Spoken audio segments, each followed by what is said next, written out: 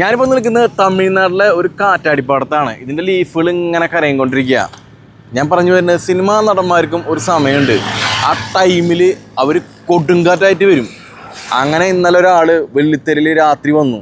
പ്രണവ് മോഹൻലാൽ ഒരുപാട് സിനിമകൾ 21-ാം നൂറ്റാണ്ട്, ആദി, അങ്ങനെ ചെറിയ ഒരുപാട് സിനിമകൾ അഭിനയിച്ചുകൊണ്ടിരുന്നു. പക്ഷേ മലയാളികൾ അംഗീകരിച്ചില്ല.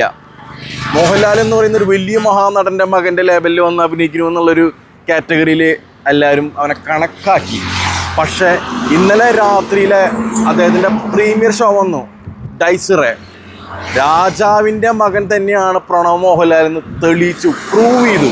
അതായത് മോഹൻലാലിൻ്റെ മകൻ ഒരുപാട് പ്രശസ്തിയും സമ്പത്തുള്ള ഒരാളുടെ മകൻ, അവൻ പുസ്തകം വായിച്ച് കാടും പുഴയും തോടൊക്കെ കയറി പോവുക, അങ്ങനെ ഒരു മൈൻഡിലുള്ള ആളാണെന്ന് വിദ്യയടിച്ചല്ലവർ.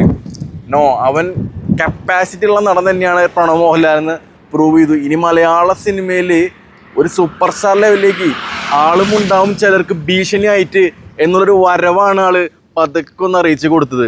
കാരണം രാജാവിൻ്റെ മകൻ എന്നും രാജാവിൻ്റെ മകൻ തന്നെയാണ്. കംപ്ലീറ്റ് ആക്ടറുടെ മകൻ കംപ്ലീറ്റ് ആയിട്ട് ആക്ടിങ് പഠിച്ചിട്ട് തന്നെയാണ് സിനിമയിൽ ഇനി വരാൻ പോണത്. വന്നു കഴിഞ്ഞു.